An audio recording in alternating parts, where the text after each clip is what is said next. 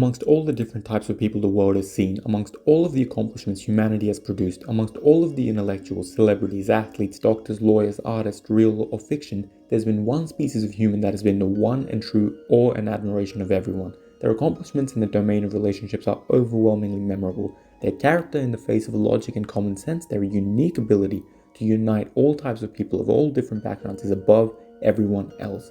This species is known as the cuck. Their influence in the world extends to every place on earth, and some names have become synonymous with cuckoldry. Anytime a man acts in a way that ruins their status as a man and makes others in their vicinity instantly throw up, they're compared to the greatest of all cucks. But every once in a while someone magically appears to top them all, someone whose contributions to the realm of cuckoldry are so profound that the likes of Ian Gary, Will Smith, NTR hentai protagonists, and Legacy look like the Body Improvement Club in comparison. Ladies and gentlemen, meet the man that stands on top of the cuck world, Narumi. See you next time. Scum's Wish is about an anime where this girl, Hanabi, is in love with her older childhood friend turned homeroom teacher, aka cuck Narumi, who is in love with Queen Ho Akane, who is loved by mini cuck Mugi, who is admired by delusional lolly, Noriko. Oh, and dumb bitch is loved by gay best friend cuck Sanae. Apparently being gay or female doesn't stop you from being a cuck. Interesting discovery. There isn't a single healthy relationship in this entire show.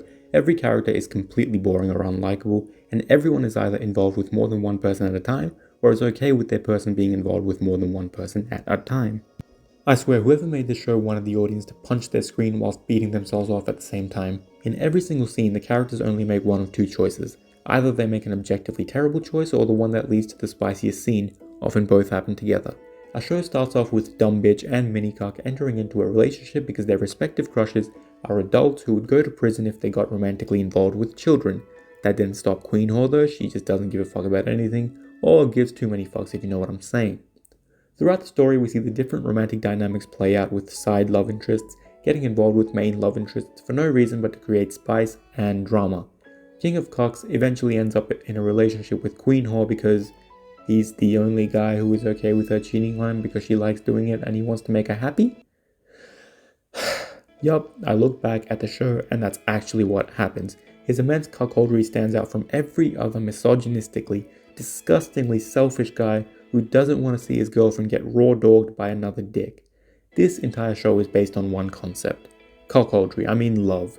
Every character has a different perspective on what love is and their definitions differ immensely. The biggest problem with this is that every character is a defect from every other romance anime, and I'm going to talk about each character individually and why they piss me off.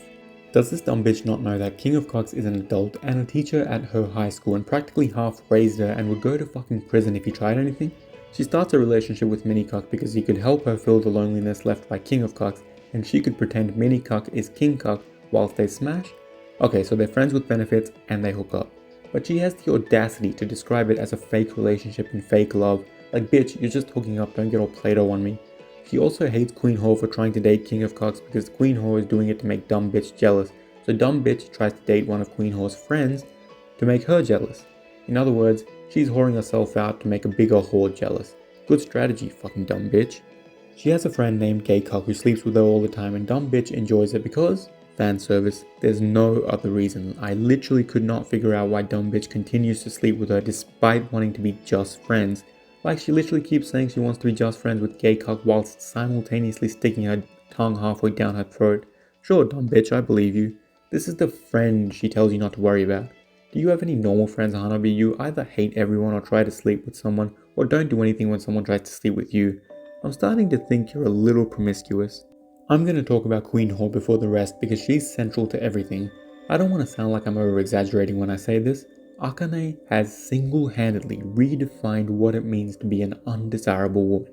There are psychopaths like Frieza who have destroyed planets and millions of people, and megalomaniacs like Light Yagami and hoes like Haru, who are all more marriable than this woman. I mean, she has sex with an old man one night and wears the same clothes the next night, even gloating about similar acts to dumb bitch who she's trying to hurt. There is absolutely nothing redeemable about this character.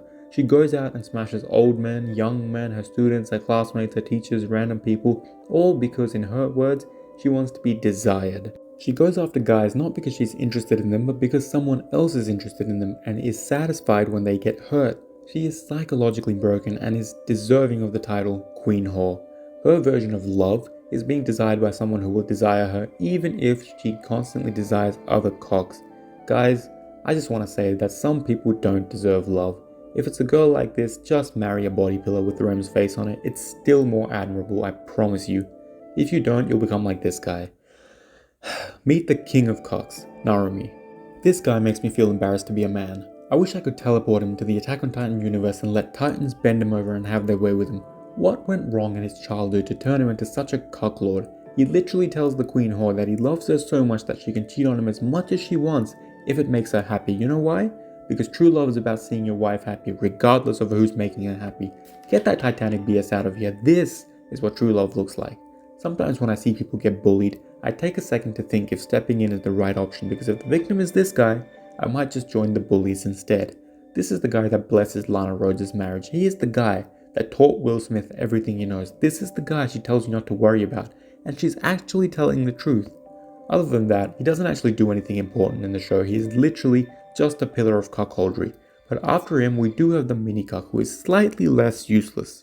Mugi is a Chad until he sees Queen Whore, then all of his character goes out the window. She taught him when he was a kid apparently in private tutoring sessions, and now he loves her.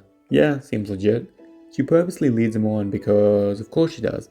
Even though he is a literal child and he succeeds in smashing her, great. Turns out to be fucking useless though, because he couldn't, as they say, turn a hoe into a housewife, and realizes he never can. To his credit, he actually gets with multiple girls in the series and has good grades as well. I mean, I know everyone's smashing someone, but we shouldn't forget about the intellectual exhaustion. These guys from fucking high school, is anyone actually studying?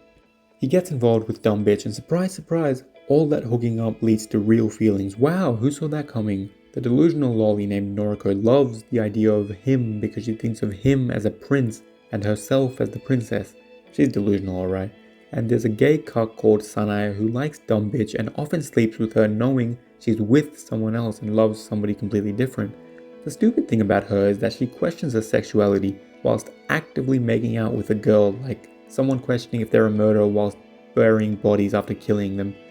Like I said, all the characters suck, often literally, so why is this show so highly rated and hard to skip?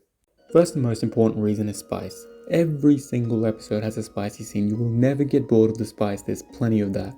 The second reason, in conjunction with the first reason, is that the design and quality of the visuals are way too damn good. I swear they put all of the budget into the visuals and none on the actual story. The show is amazingly beautiful to watch.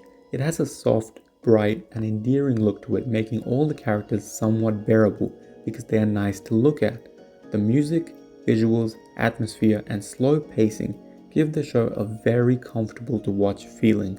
Watching the show is like listening to a soft melody and falling asleep on the beach at sunset whilst beating yourself off. There's a bittersweet feeling you get watching this show, some form of nostalgia, and besides the few times you want to throw your screen off a cliff, you feel very relaxed. I have to admit, the visuals, music, and design made this anime way better than it should have been. If you watch the show too seriously, you will hate it, but if you let yourself be a third person and let the story flow, you might actually enjoy it. Whilst the characters and dynamics are awful, I've never seen this kind of sweet vibe from any other anime.